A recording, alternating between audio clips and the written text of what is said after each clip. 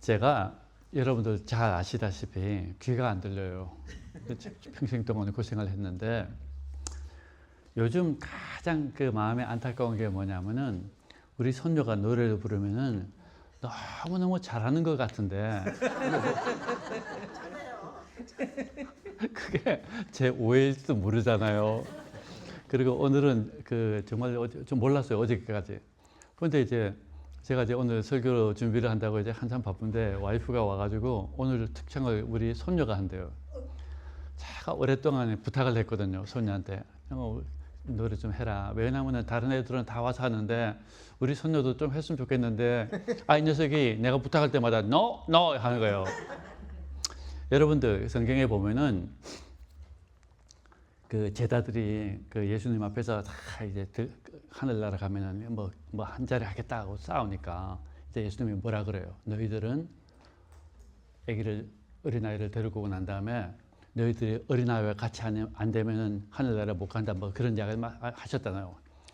그런데 저는 어린아이 같아서 저는 이때까지 듣기로는 어린아이는 순진하고 말 잘 듣고 정말 착하고 뭐 그렇게 생각했는데 저놈을 키우다 보니까 벌써 이렇게 지고지고하고 말이에요. 뭘 부탁하면 no 하고 그래요. 그래서 아침에 장로님한테 이야기하면서 만약에 저런 그 어린아이가 하늘에 가면은 하루도 안 시끄러울 날이 없을 거예요. 서로 자기만 주장하니까.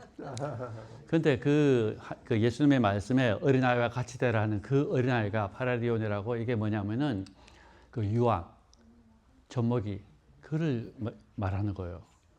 그런데 오늘 제가 설교를 하는 그 내용하고도 비슷한 게 뭐냐면은 저희들은 엄마의 이 보살핌이 없으면은 살아갈 수 없는 그런 어린아이가 되라는 그 메시예요. 그가 마찬가지로 우리 하나님의 보호가 하나님께서 우리를 갖다가 인도해 주시 않으면은 우리는 한순간도 살아갈 수 없다는 그런 하나님의 예수님의 메시지였어요. 그죠? 제가 이 슬라이드를 제가 준비했어요.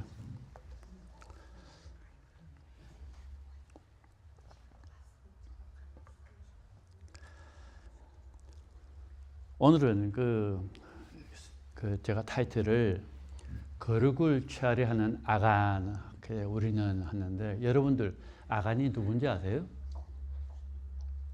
과정 공부를 하셨으면은 오늘 과정 공부의 주제가 아간이야죠, 그죠? 근데 저는 사실 아간 하면은 누구였더라? 못 알아들어요. 그런데 이제 장로님이 전번에 한번 저보고 아간에 대해서 뭘 물어보시는데 저는 아간이라 그 사람이 누구였던가 몰랐어요. 그래서 저는 이제 과정 공부를 하다 보니까 아간이 이런 사람이었구나 하는 걸 이제 그때부터 공부를 했는데 또 장로님이 저한테 한다는 소리가 저한테 묻기를 이거 아간이 이게 조금 그 퀘스천이 있는데 이건 어떻게 생각하냐는데 제가 아간이 누군지도 모르는데 말이에요. 어떻게 대답을 할 수가 없어서 그럼 제가 집에 가서 좀 공부 좀 해보겠습니다 하고는 제가 준비를 했어요. 이게 무슨 이야기인가 공부를 하다 보니까 저 나름대로의 그 메시지가 하나님께서 주시더라고요. 그래서 그 종이를 적어가지고 장로님한테 들었어요. 그랬더니 장로님이 너무 좋다고 그래요. 그 말을 가만히 듣고 난 다음에 제가 그 전까지만 하더라도 그 설교 준비를 다른 그 주제를 했거든요. 했는데 장로님이 좋다고 하니까 가만히 있어. 그러면 이걸 갖다가 오늘 설교로 써야 되겠다 하는 생각에 공부를 조금 더 하고 살을 더 붙여가지고 이렇게 같은 말씀을 들을 거예요. 자, 보이세요? 이게 슬라이드 보면은 저게 아마 내 생각에 저한테 이렇게 붙어가지고 자는 거 보니까 아마 한 6개월 정도 됐을 것 같아요. 근데 저때 제가 사진을 보여주는 거 여러분들은 다 손자 손녀를 다 가졌었고 아시겠지만은 우리 애들 키울 때는 몰랐어요. 그냥 바쁘고 내가 당연히 해야 되니까 하는데 손녀가 딱 나오니까 이게 보는 눈이 달라지더라고요. 그래 너무너무 저 눈에는 너무 예쁜 거예요. 너무 귀하고 만지면 터질 것 같은 그러한 아주 소중한데 이 사진을 제가 보면서 이 사진이 오늘 제가 말씀드리는 내용하고 좀 비슷하구나 생각했는데 이 사진을 보면은 제가 말씀드렸듯이 우리는 저런 애기같이 예수님한테 딱 껌딱지, 그죠? 그냥 예수님만만 모든 것을 나를 위해서 돌보신다 하는 그러한 생각을 하고 있으면은 쟤는 너무나 편한 거예요. 그러니까 이게 아니서 하고 몸부림치고 도망가봤자 지가 어디 갈 거예요, 그죠? 그러니까 제가 오늘 설교를 이제 하기 전에 제가 질문을 하나 던질게요. 우리는 그 죄라는 거에 대해서, 왜냐하면 오늘 아간의 이야기를 하기 전에 아간의 죄가 뭐냐 뭐 이런 식으로 이제 이야기가 전개될 텐데, 죄라는 게 뭔가를 여러분들 잘 아세요? 개념이 있죠? 뭐예요? 장로님, 죄가 뭐예요? 하나님을 떠나는 것. 떠나는 거. 장로님은 죄를 어떻게 생각하고 계셨어요? 룰을 벗어나는 것. 룰을 벗어나는 거. 제가 기다리던 정답이었어요.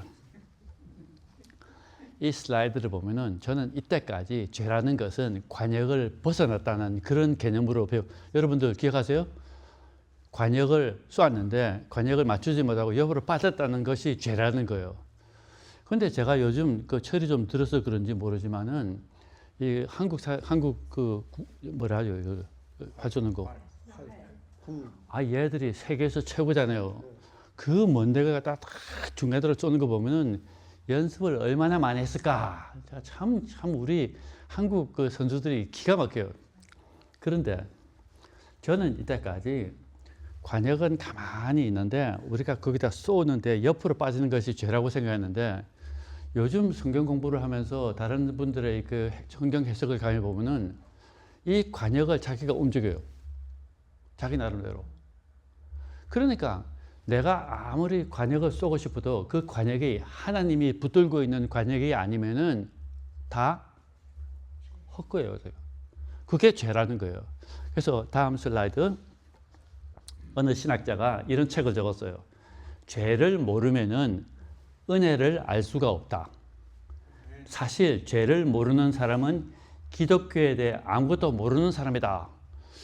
그러면 이게 죄라는 게 뭔가를 확실히 좀 알아야 될 거 아니에요, 그죠?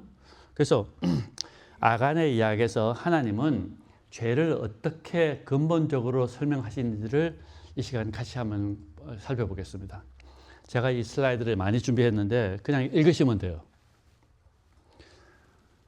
오늘 우리는 여호와 7장에 아간이 나오는데, 아간의 죄와 이스라엘의 패배 그리고 다시 회복하는 과정을 통해서 하나님은 죄를 어떻게 하나님은 설명하시는지, 그리고 하나님의 백성의 승리라는 것이 어디에서 나오는지를 같이 살펴보자 소리입니다.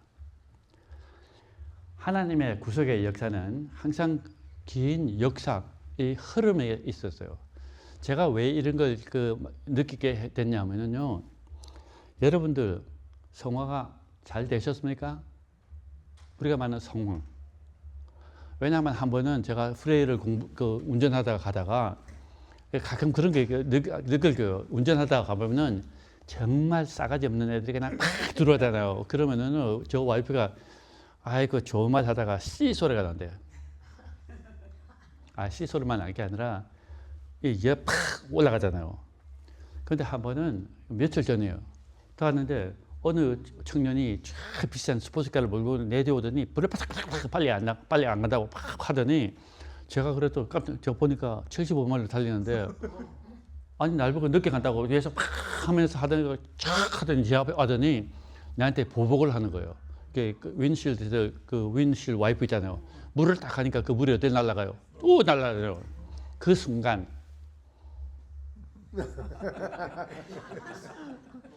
참 저도 성화가 좀 되는 것 같아요. 왜냐하면은 그 순간 저 싸가지 없는 놈을 생각하지 않고 하나님이 나에게 무엇을 가르쳐 주시는가?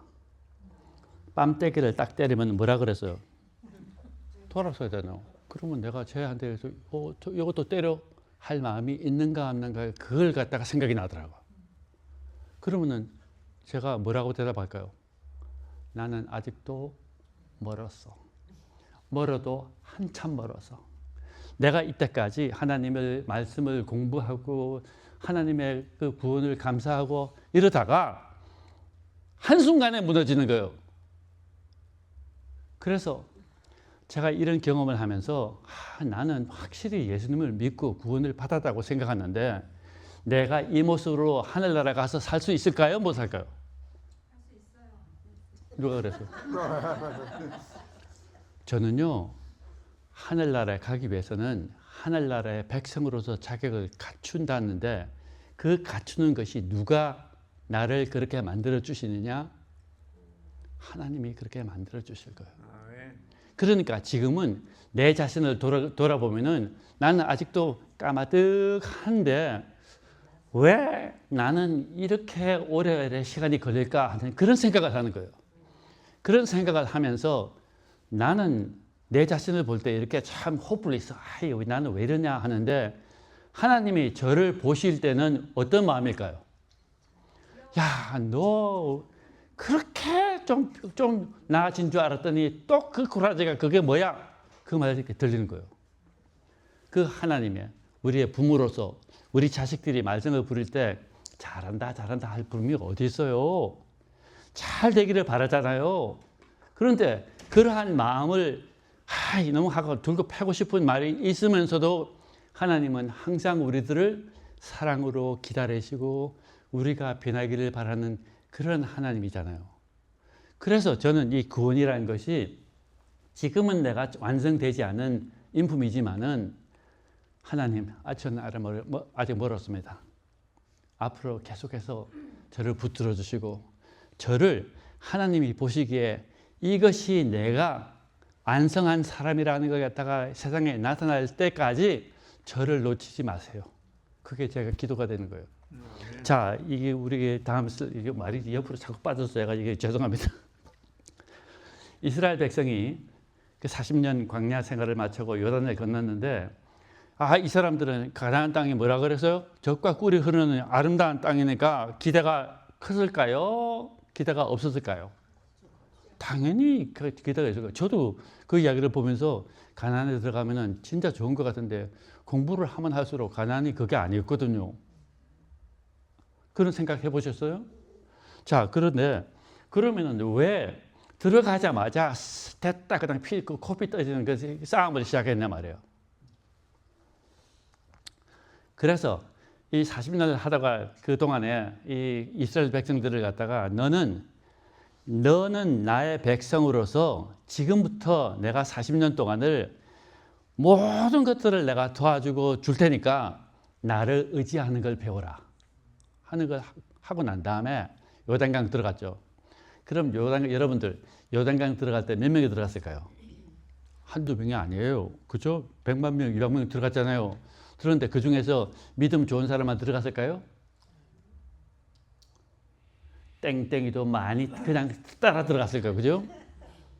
그러니까 하나님이 지금 말씀하시는 가나안 땅이라는 것은 이게 정말 성화가 돼가지고 하늘나라에 정말 그 하늘 따라 그 가나안에 들어갈 자격이 있는 사람만 들어간 게 아니라 가나안에 들어가는 목적이 그런 사람들을 또 훈련시키는 장소가 가나안이었다는 거예요. 이제 개념이 좀 생깁니까? 그래서 저는 지금 어디에 있냐면은 여러분들 주위에 보면요. 이제 그 이집트를 금방 떠난 사람도 있고 지금 광야 생활에서 처음 시작해서 신대기 이제부터 조금 배우는 사람도 있고 40년 만에 홈플레이스가 되고 그냥 싹 광야에서 죽은 사람도 있을 거고 여러 사람이 있기 때문에 우리 주위에 있는 사람들이 어떤 생각을 나쁘게 하고 아직 철들고는 없는 이야기를 하더라도 여러분들 하나님의 심정을 좀 생각해 보세요. 이 모든 백성들을 사랑하고 구하기 위한 하나님이니까 우리 주위에 나와 의견이 다르고 생각하는 게 수준이 다르다고 해가지고 이 사람은 호플리스라가 아니에요. 하나님은 한 사람 한 사람 모든 사람들을 구원하기 위해서 항상 기다리시고 마음 아프지만은 이것을 갖다가 어떻게 할까 고민하는 그런 하나님이거든요. 그래서 요즘은요 이 생각이 제가 좀 바뀌어요. 우리 하나님의 대장투가 뭘까? 그 생각까지 바꿔요. 이게 대장투라는 이야기가 옆으로 좀 빠지지만은 우리는 생각이 예수님하고 사단하고 치고받고 싸우는 힘자랑하는 거로 생각하고 있었어요. 그래서 슬라이드도 제가 한번 보여드렸죠. 예수님하고 그 사단하고 팔전을 하는 시간을 보면 이게 대장투다. 그런데 그게 말이 돼요? 창조주와 피조물의 힘으로서 싸우는 게 말이 돼요, 안 돼요? 그러니까 요한계시록을 보면요, 마지막에 보면은 사단이 예수님하고 싸우려고 설치지도 못해요. 왜냐하면은 벌써 깨졌으니까. 그러니까 사단이 누구하고 싸우려고? 여자의 후손인 우리들과 싸우는 거예요. 자, 그래서 대장초라는 게 그럼 뭘까 생각하니까 결국은 하나님은 이런 하나님이라는 걸 갖다가 온 우주에 나타내기 위해서 한 사람 한 사람 한 사람을 이런 인간이 내가 어떻게 이렇게 키워서 너희들이 볼 때는 정말 나와 같은 하나님의 형상을 회복한 사람이 됐다는 걸 기다리고 그 마지막을 위해서 고생하시고 고민하신 이러한 그 과정을 저는 대등초라 생각해요. 그렇게 생각하고 있으면은 우리는 하늘나라에 가가지고 대법정에 가면은 우리 그림 있죠. 우리 대장도 뭐 조사신방 뭐 이런 이야기 보면은 하늘 법정에서 그림까지 있었어요. 그게 그 대종에 가면은 그 벽에다가 그림이 걸렸는데 하나님이 다 자판과 같이 앉아가지고 그 다음에 그 앞에 누가 있냐면은 내가 서 있는 거예요. 그리고 내 옆에 누가 있었어요? 예수님이었죠. 그 그림이 무슨 그림을 하냐면은 이 마지막 때가 돼가지고 한 사람 한 사람이 이게 구원을 받을까 안 받을까 그 설명에 따라서 좀 다르겠지만은 어떤 사람들은 우리의 행함이 정말 네가 구원을 받을 것인가 그거 조사하는 거. 그 다음에 이제 그 말이 조금 이제 믿음으로 말미암아가 많이 들어오니까 이 말을 좀 바꿔가지고 이제부터는 조사 심판이 아니라 마지막 중보 사업이에요. 말이 바뀌는 거죠. 그러니까 생각하는 게 점점 바꿔요. 그런데 저는 이 그림을 여러분들 조금 바꿔봐요. 하나님이 지금 이 대쟁투가 시작된 게 뭐냐면은 사단이 개판졌죠. 하나님, 당신 정말 이게 공평하지 못합니다. 당신의 법은 이게 아닌데요. 어떻게 이 사람들을 갖다가 죄를 졌는데도 안 죽여요? 이런 식으로 하니까 대쟁투의 목적은 나는 정의와 공의를 베푸시는 사랑의 하나님이라는 걸 전 우주에 보여주시는 것이 마지막 조사 심판이에요. 그래서 그림을 제가 다시 그린다면은 하나님이 지금 많은 군중석 우주가 바라보는데 내가 서 있는 게 아니라 예수 그리스도가 서요. 예수 그리스도가 서서 당신은 무엇을 했길래 이렇게 뭐 할 말이 뭐가 있습니까? 데이비조 이리 와. 너 증인이야. 너 나 만나기 전에 어떤 인간이었어? 그런데 내가 너를 지금 이 자리에 서게 할 수 있는 사람은 누구였어? 어떻게? 하나님이 피를 흘리시고 너를 위해서 기도하고 기다리고 성령께서 삼위의 하나님이 힘을 합해서 너를 구원하시는 그 하나님의 성품을 전 우주에 보이는 것이 마지막 심판이라고 생각해요. 그러면 말이 좀 돼요. 저는 그렇게 생각해요. 그래서 지금 우리가 오늘 아간의 이야기를 하는데 그 아간의 이야기를 하기 전에 가나안 땅의 이야기 나옵니다. 요단강을 건너 들어간 가나안 땅은 단순한 영토가 아니라 하나님이 임재하시고 통치하시는 땅, 곧 에덴의 회복된 상징이었어요. 그런데 여기 보면요, 요단강을 들어간 가나안은 다시. 그런데 땅에 대해서 이야기했는데 이게 지금 안 돌아가네. 이게 안 돼요? 이 커넥션이 안 돼요. 안 돌아가요. 다시 한번 보세요.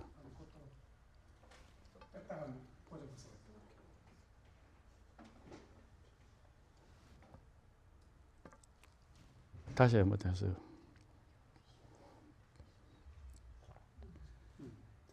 오케이.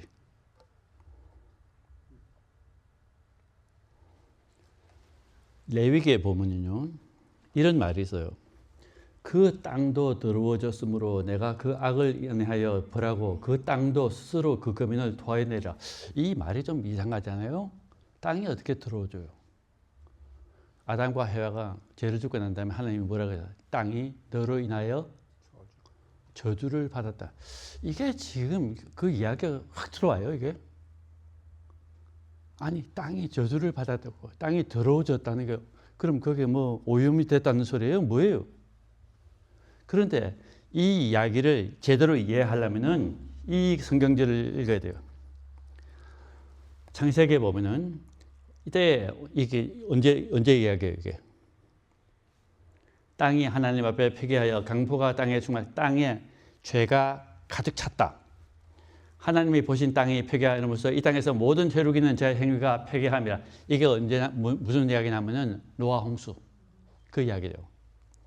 그러니까 이 이야기를 보면은 땅이 더러워졌다. 땅이 저주를 받았다. 땅이 어떻고 저쩌고 하는 거 보면은 뭔가가 이게 은유법 아니에요? 안 그래요? 그런데 그 땅이라는 게 무엇이냐 하면은요. 시편에 보면 이게 확실히 나와요. 지존하신 여호와는 어미하시고 온 땅에 큰 임금이 되시라. 온 땅, 모든 땅은 하나님이 주인이세요. 그런데 그 땅이 더러워졌다는 게 뭐냐면은 하나님이 거기에서 거할 수가 없는 땅이 되어버렸다 소리. 이해가 되세요 이제? 자, 다음. 가나안 땅은 약속의 땅이라면은 당연히 평화와 안식이 기다려야 하지 않겠습니까? 그러나 성경은 기록은 역설적으로 지금 이야기하고 있어요. 그것은 하나님의 나라와 그분의 백성의 회복이 싸움과 고난과 피 흘림을 통해서 그 땅이 깨끗함을 얻게 된다는 소리예요. 여러분들 이 그림 부분이 뭐냐면은 여리고성이에요. 이스라엘은 여리고성을 무너뜨리는 놀라운 첫 승리를 경험했습니다. 그것은 인간의 힘이 아니라 하나님의 기적이었습니다. 하나님이 함께 하실 때 승리는 자연스럽게 따라옵니다.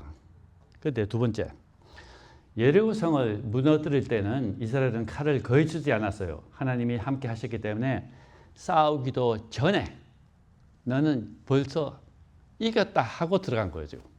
여러분들 여리고성 어떻게 이겼어요? 한마디로 말해서 웃기는 이야기예요. 안 그래요? 이치적으로 이해가 안 되는 이야기예요.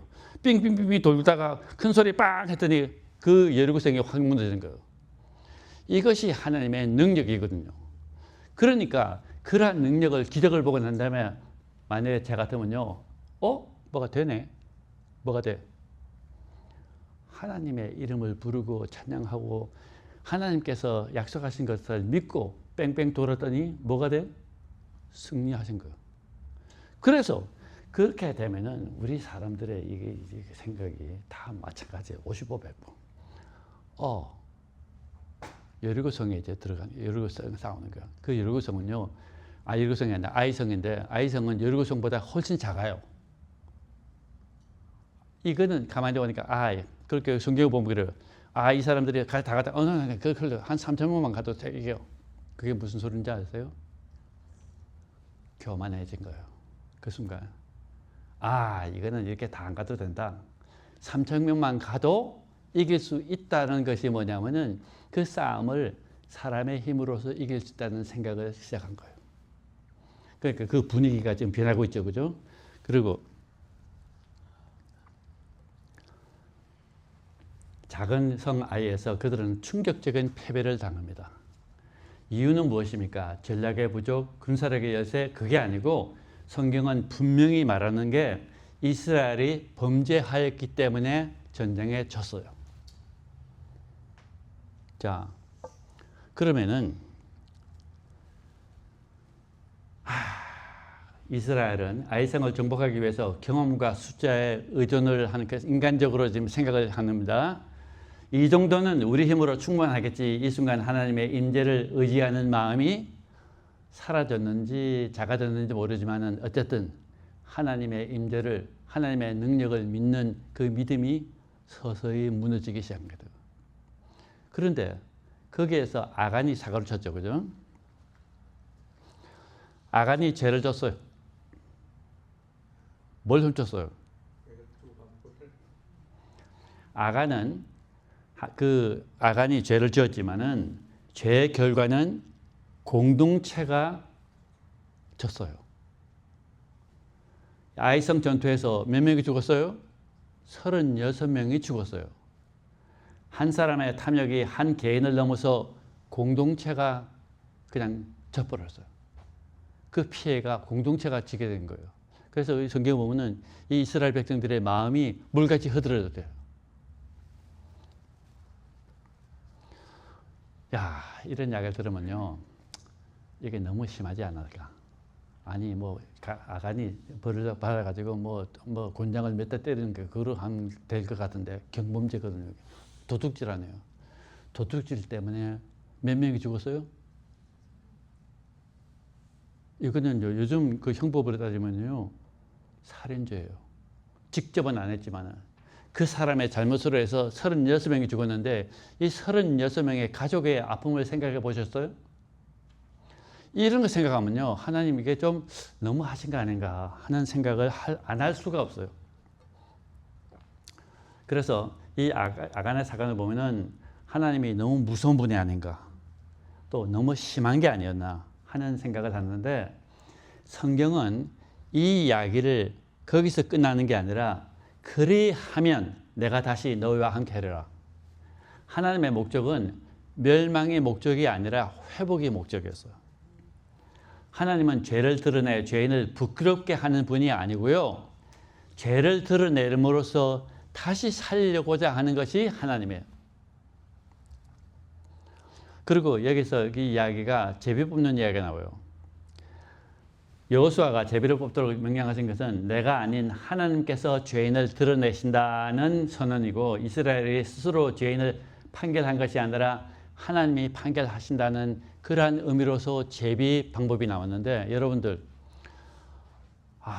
요즘 그 죄를 지으면은 법원에 가가지고 뭐예요? 검사가 증거를 대고 뭐 하는데, 뭐 거기다가 거짓말 탐지기까지 나와가지고 이 사람이 진짜 말 하나 안 하고 하는데, 이 성경을 보면요, 웃기는 이야기 아니에요? 살인죄를 밝히는데 제비를 뽑아야 돼요. 그런데 이 제비를 뽑는다는 게 하나님이 어떤 메시지를 우리에게 주시는가를 잘 아세요? 몰라요? 그냥 그렇게 하니까 그런 줄 알죠. 제비를 뽑으라니까 좁았는데 그게 우연의 일치로 아간에 딱 떨어졌어요?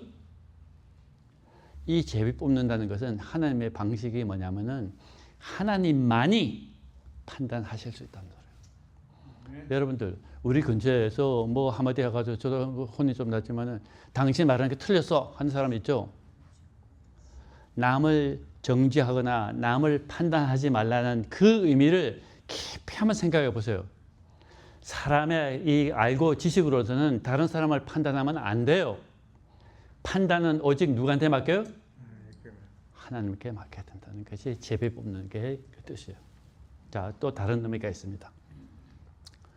사실 아간의 죄는 제비를 뽑더라도 나 아니야, 이거 하나님 틀렸어, 그러면 사람들이 또 그렇게 믿었을지도 몰라요. 그런데 참 이상하게 보면요, 이 숨길 수 있는 죄를 나타낼 수 있는 분은 오직 예수 그리스도 하나님밖에 없다는 그 말이에요. 사도행전을 보면요, 12사도 이제 한 사람이 빠졌으니까 그 가룟유다가 빠진 한 사람 더 택하자 했을 때 그때도 제비를 뽑았어요.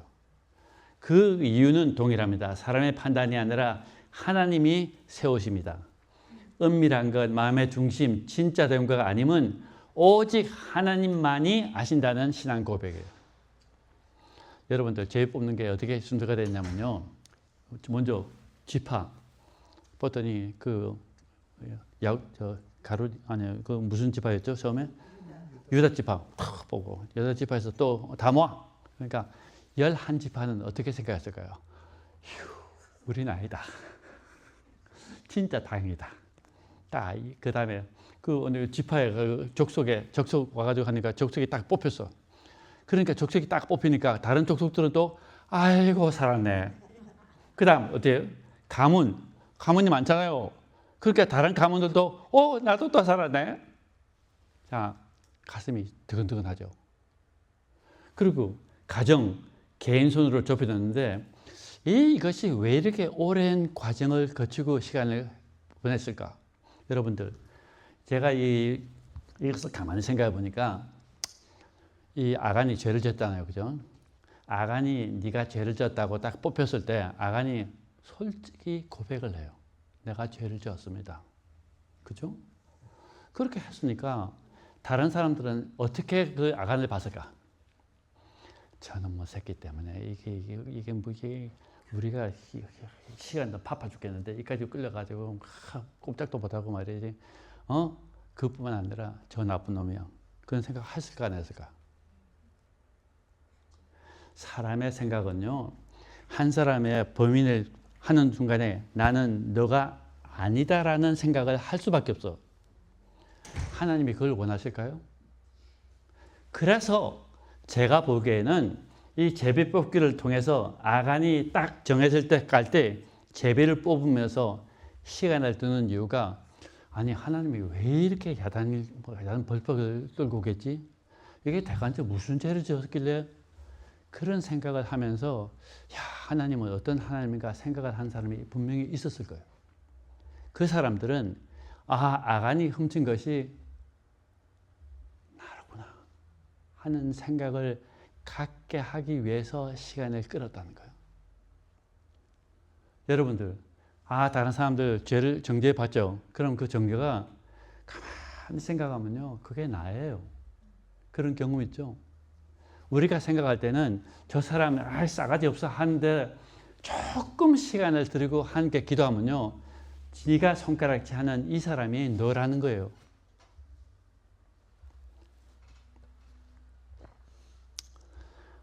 하나님은 죄를 드러내심으로써 모든 공동체가 자신도 죄인임을 깨닫게 하셨어요.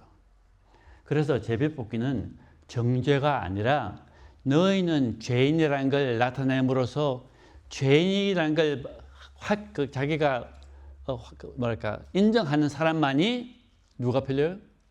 예수 그리스도가 필요해요. 나는 죄가 없다고 생각하면요, 하나님이 필요해야 하네요. 없어요. 은혜가 필요 없어. 내가 다 하니까.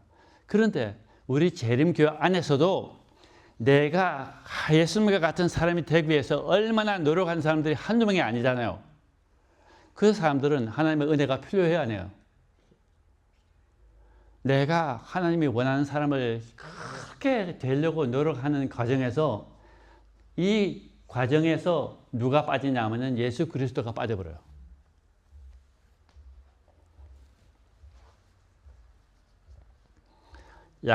그래서 아간의 죄는 무엇입니까? 제가 이제 본격적으로 이제 아간의 죄에 대해서 이제 설명을 좀 드릴게요. 너희는 바칠 물건을 스스로 삼가라. 이게 여호와 6장에 나오는 건데, 이게 뭐냐면은 예리고 성을 갖다가 치고 난 다음에 무너지고 거기에 있는 걸 다 전리품으로 가져왔는데, 그 전리품에 대해서 이야기하는 거예요. 그 전리품을 스스로 삼가라. 너희가 그것을 바친 후에 그 바친 어떤 것을 취하면 이스라엘 진으로 바침이 되어 화를 당케 할까 두려워하노라. 자, 이런데 이걸 갖다가 이제 원어로 하면, 원어보다도 이 아간의 그 생각이 뭐냐 하면 이래요. 내가 노력한 물건 중에 이게 그 7장을 보면요, 이 아간이 그 고백하는 거예요. 스날센의 아름다운 외투 한 벌과 은 200세겔과 금덩이를 하나 보고 뭐라고요? 탐내어 취하였나이다 하는데, 이 원어가 라카흐라는 말이에요. 오케이? 자, 이 사람이 그렇게 고백을 했는데, 여러분들 이 이야기가 어디서 봤어요? 또? 라카의 뜻은 취하다, 가져가다, 손에 넣다. 하나님께 바쳐진 거룩한 것을 자기 것으로 삼는 행동을 라카흐라고 해요. 자, 그 이야기가 여호와 7장에 기록된 아간의 죄와 창세기에 나오는 아담의 죄를 한번 비교해 봐요. 이 두 사건은 멀리 떨어져 있는 이야기 같지만은 그 실체는 똑같은 죄의 구조를 보여주고 있어. 아간의 손이 여리고의 전리품을 취한 것처럼 하와의 손도 선악과를 따먹었습니다. 취하다, 따먹다, 신기하게도 둘 다 하나님께 속한 영역에 손을 댄 행위였으며 같은 당하였어. 라카흐. 하나님은 아담에게 선악과에 대해서 말씀하셨어요. 이 선악을 알게 하는 열매를 먹지 말라 했는데, 우리들은 이것을 갖다가 자유의지로 해서 내가 먹나 보고 먹으면 벌 주고, 그렇게까지 저는 이때까지 이해했어요. 그런데 선악과는 조금 다르게 생각하면요. 선악을 알게 하는 것은 오직 하나님만이 할 수 있는 능력 아니에요? 그래서 선악과는 시험용 과일이라고 생각했지만은 이것은 하나님의 왕권, 통치권, 주권의 상징이었어요. 그러나 아담도 아간처럼 행동했습니다. 보았고 탐스러웠고 따먹었다. 똑같은 단어, 똑같은 순서, 똑같은 구조예요. 이스라엘이 범죄하여서 이 뭐 회타 그 7장 11절 보면요. 그들이 마침 물건을 바쳤다. 물건을 하나님께 바치는 그 행위를 헤렘이라 그래요. 그리고 취했다는 라카가 나오고 그 다음에 밑에 보면은 자기도 바친 것이 헤렘이 될 것이다. 바친 것은 헤렘. 자, 이게 보면은 헤렘이라는 게 그 무슨 뜻일까? 우리가 한번 알아봐야 돼요. 히브리어 헤렘을 이해해야지 아간의 죄를 더욱 정확하게 이해할 수 있어요. 다시 오직 여호와께 아주 바친 헤렘, 그 하나님께 바쳤다는 것이 헤렘이라고 나오는데 그 물건은 사람이든지 생축이든지 기업이든지 팔지도 못하고 속하지도 못하니 바친 것은 다 여호와께 거룩함이라. 지금 아간이 뭘 훔쳤어요? 지금 하나님의 거룩함을 훔쳤어요.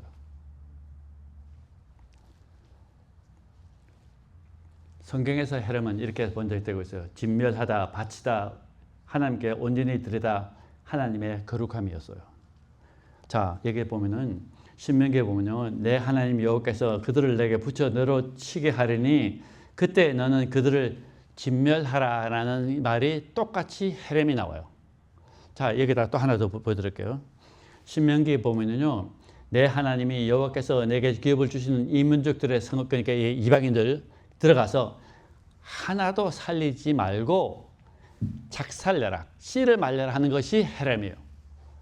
그래서 저희들은 이게 헤렘이라는 이 말을 자, 그때 그 사람들이 이해하기로는 작살내, 씨를 말려 해가지고 애고 뭐고 동물까지 싹쓸이 해버렸어. 그래서 요즘 그 신학자들이 유대인들이 생각하는 진멸법이라는 게 헤렘법이에요, 이게. 그런데 헤렘이라는 그 다 죽이라는 그 말도 있지만은 그 진멸, 결국 헤렘이라는 것은 하나님께 바치는 것이 헤렘이에요. 그러니까 우리가 한쪽만 보고 죽이라 하니까 그냥 제가 재미있는 이야기가 될지 모르겠지만은 제 기억물 하나 말씀드릴게요. 제가 한 6살, 아니야, 한 9살 국민학교 한 3학년 정도 됐을 거예요. 그때까지 제가 공부를 되게 못했어요. 그러니까 한 반에 72명이었는데 제 등수가 71등이었어요. 그러니까 저보다도 더 땡땡이가 있었다 소리 아니에요, 그죠? 그래서 그런지 우리 부모님들이, 우리 작은누님 여기 계시네, 기억하실지 모르겠어요. 어느 날 부모님들이 화딱지가 나가지고 너무 새끼하고 나 둘급했는데 터지다 딱 귀에 한 마리가 딱 들어오냐면 너 그렇게 공부할 것 같으면 책가방 똥통에 내버려. 딱 누가 했는지 기억 안 나요. 근데 그 말이 귀에 쏙 들어오는 거예요. 그래서 제가 이 책가방 들고 그때는 구식이잖아요, 그죠? 그걸 들고 변소에 하니까 제 바로 형이 하지마 하는데 엄마가 하라 그랬어 하고는 팍 집어넣었어. 저는 어머니 말을 들었어요, 안 들었어요? 그런데 어머니가 말할 때 똥통에 집어넣으라는 게 똥통에 집어넣는 뜻이에요? 안 그러면 뭐예요? 그렇게 하지 마 소리 아니에요, 그죠? 근데 저는 그거 쇽 들어오고 난 다음에 잘 됐다 싶어 가서 똥통에 딱 집어넣었는데 어깨 힘 딱 주고 들어가가지고 너 잠깐만 어떻게 해서 똥통에 집어넣었어요? 저는요 그날 저녁에 죽는 줄 알았어요. 얼마나 터졌는지 이해가 안 가는 거예요. 분명히 집어넣으라 해서 집어넣었는데 왜 또 때려요? 그냥 그때 우리 작은 누님이 그때 협력을 해가지고 저를 죽급했는지 모르겠어요. 여러분들 하나님이 죽여 하니까 얼씨구나 하고는 그냥 싹 죽이는 것이 하나님의 뜻일까요? 우리가 알고 있는 사랑의 하나님이 그들도 구원을 해야 될 그 정말 죄인들인데 죽여라 하니까 헤렘 하니까 죽여 하고는 다 죽여버렸어. 그래서 헤렘의 다른 의미를 우리가 확실히 알아야지 하나님의 마음을 우리가 이해할 수 있는 거예요.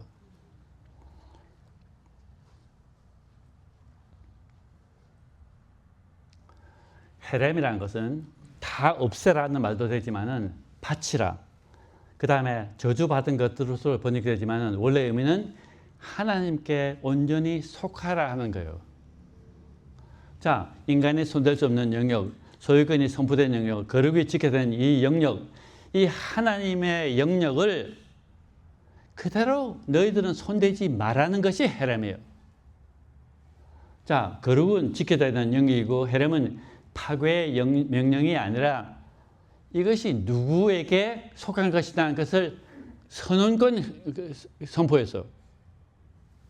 자, 그러면은 똥통에 집어넣어 하는 양을 이렇게 우리 부모님은 그럴 분이 아니야. 했다가는 더 터져. 이렇게 지혜가 있었으면 좋았는데 무식하고 그래가지고는 했다가 6개월 동안 냄새나는 책 갖고 공부한다고 혼났어요. 새 책도 안 찾아준 거예요. 그러니까 그 한 드럼통에다가 씻어가지고 했는데 책이 불어가지고 요만한 책이 이만큼 됐어요. 그 가방이 한 가방 싣고 매일 냄새나는 거 가지고 학교 다녔어요. 제가. 아간의 죄는 하나님이 보시기에 거룩한 영역을 침해하고 하나님의 거룩하심을 탐낸 거죠. 자기가 이렇게 깊은 생각을 하고 했는지 뭐했는지 모르지만은 제가 아까 뭐라고 했어요. 아간의 죄를 가만히 보면요. 그게 누구 죄예요? 나의 그렇게 인정하세요? 아간 같이 내가 하나님이 되겠다 한 거는 감히 입으로는 못 내지만은 내가 어떻게 하면 착한 사람이 될까? 내가 어떻게 하면 성화를 잘할까? 어떻게 하면 교회를 잘 나가서 이게 뭐 11금도 많이 되고 이 모든 것들이 내가 착한 사람이 되기 위해서 내가 노력하는 것이 아간의 죄라는 거예요. 이게.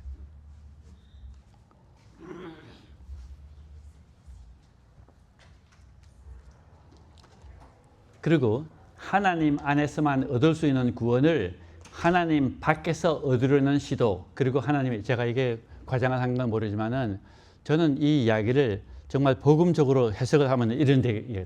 하나님이 같이 데려가는 마음, 하나님이 가장 싫어하는 죄의 핵심이에요. 죄란 것은 단순한 도덕적 위반이 아니라, 그것도 되겠죠. 그죠? 그렇지만 하나님이 보시기에 가장 중요한 메시지는 뭐냐면은 하나님의 주권을 무시하고 하나님께 속한 생명과 거룩을 스스로 구하려는 자기 구원의 노력이 헤렘이에요. 자, 제가 우리 가정부 반이 세 반으로 나눠서 하는데 저희 반은 그래도 열심히 가정부를 갖다가 가정책을 공부해요. 그렇게 하다 보니까 제가 몇 번에 거쳐서 말씀드렸는데 하나님이 보시기에 우리가 가지고 있는 죄가 두 가지가 있다고 제가 몇 번 누차해서 말씀드렸어요. 뭐였어?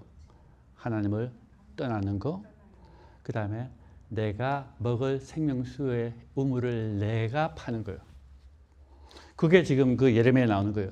내 백성이 두 가지 나를 행한 악을 행하니 생수의 근원되는 나를 버린 것과 스스로 웅덩이를 판 것인데 그것은 물을 저축하지 못할 터진 웅덩이라. 자, 그렇다면은 여기서 말하는 이 웅덩이의 누구예요? 생명수의 원천이 누구예요? 예수 그리스도예요. 우리는 하나님이 보시기에 보니까 하나님을 떠나든지 안 그러면 하나님 앞에서 알짱거리고 안 떠나면서도 하나님의 예수 그리스도를 의지하는 게 아니라 나를 의지하는 그런 죄를 버리는 게 있다는 게 하나님이 보시기에는 그게 죄라는 거예요.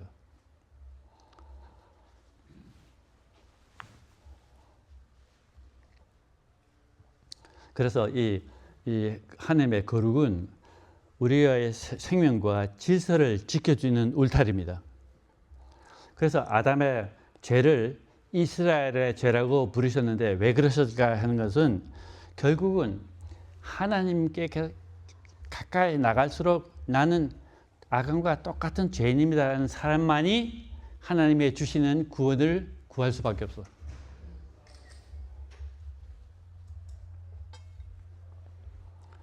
자, 여기서 같은 이야기입니다.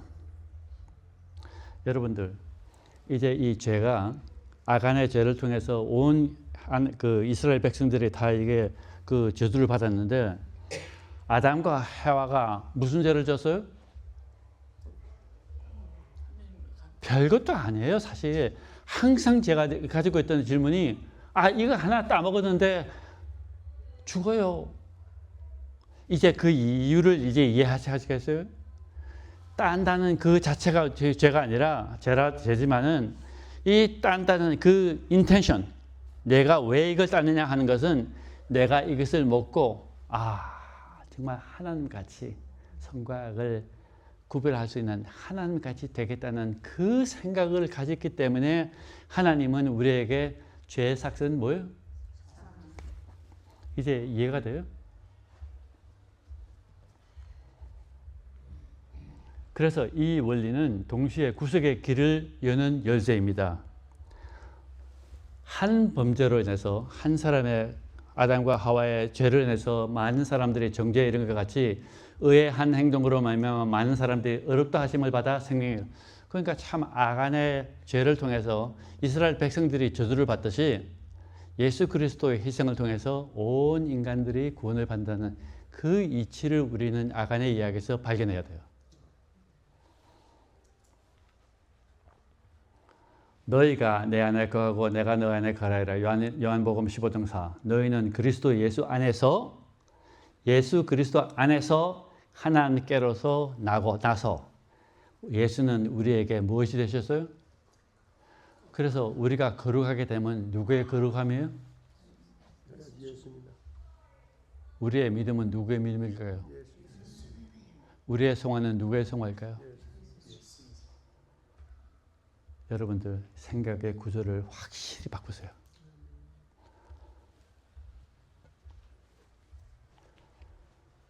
거룩은 인간의 어떤 노력이 아닌 하나님 자신이 인간 우리 안에 들어오심으로써 완성이 됩니다. 거룩을 취하려 하지 말고 거룩 안으로 들어가시라는 거예요. 아간인 거룩을 취한 사람이었어요. 그렇지만 아간의 이야기에서 결론이 결국 뭐냐? 예수 안으로 들어감으로써 예수와 같은 사람이 되는 거예요. 왜냐하면 성경적에 그 있죠. 내가 이제부터 하는 것은 내가 하는 게 아니라 누가 해요? 내 안에 살고 계신 예수 그리스도가 하시는 것이다. 이제 앞뒤가 이제 맞아 들어갑니까? 자, 무엇보다도 이 마지막에 야간이 죽었는데 저도 이게 그 고정부 그 해석을 보면서 조금 마음에 안 드는 게 이 말이에요. 여호와 그 아간이 죽고 난 다음에 그 위에 큰 돌 무더기를 쌓았더니 오늘까지 있더라 했는데 이 돌 무더기가 과연 무슨 의미일까? 성경에서 돌 무더기는요, 기억과 분리, 기억하라는 것과 세퍼레이트 하는 것이 돌물이에요. 자, 그렇다면은 그 위에 돌 무더기를 크게 쌓았더니 오늘날까지 있더라. 여호와께서 그 극렬한 분노를 그치시니 그러므로 그곳 이름을 오늘날까지 아골골짜기라 부르더라. 그래서 그 돌 무더기의 무덤은 무엇을 상징하느냐 하면은 여기에서 죄가 제거됐다는 거예요. 그런데 죄가 제거되기 위해서 어떻게 무엇을 겪어서 아가는 죽었죠. 우리의 죄를 사하기 위해서는 우리가 죽어야 되죠. 그런데 죽어요? 누가 죽었어요? 이게 복음의 이야기예요. 그래서 아간의 이야기를 보면요, 사실 이게 성경 전체 이야기를 그냥 한 사람의 이야기를 통해서 하는데 그 단어 하나가 우리가 정말 알고 있는 이야기를 그렇게 축소해서 만든 이야기라고 저는 믿고 있어요. 그래서 여러분들 제가 마지막으로 이 기도를 하는데 저는 자, 이게 고린도서서 보면은 내가 그리스도 예수 그리스도 주 안에서 가진 바 너에게 대한 나의 사랑을 두고 단언하느니 나는 날마다 죽었어요? 안 죽었어요? 그게 무슨 뜻일까요? 말귀를 제대로 이해해야 돼요. 나를 버리고 나 오직 하나님께 모든 걸 맡기고 살아가는 것이 내가 죽는 여러분들 욥 와이프 이야기 이제 좀 이해가 됩니까? 그죠? 내가 이야기했죠. 저주하라 뭐 이렇게 했는데 남편 보고 죽으라는 게 나쁜 여자지만은 이 여자 그 욥의 부인이 남편 보고 죽으라는 게 진짜 죽으라 소리예요? 너 자신을 포기하라는 소리예요. 자, 마지막으로 제가 여러분들 제가 이게 기도문을 적었는데 제가 이제 기도를 해야 되는데 기도하는 것보다 여러분들이 같이 읽으면서 이 기도를 마치겠습니다. 다 같이 시작. 거룩하신 하나님, 우리가 아담과 아간처럼 하나님의 속한 것을 우리의 것으로 삼아온 교만을 깨닫게 하소서. 우리의 마음, 우리의 계획, 우리의 미래, 우리의 구원과 성화도 모두 주님의 것입니다. 예수 그리스도께서 우리 죄를 대신하여 헤름이 되셨으니 우리가 이제는 심판의 돌무덤이 아니라 부활의 돌무덤을 따라가는 자가 되게 하옵소서. 예수 그리스도 이름으로 기도합니다. 자, 이것으로 제 말씀을 마치겠습니다. 감사합니다. 예, 감사합니다. 우리 각 반으로 나누어서 가정 공부하시겠습니다. 감사합니다.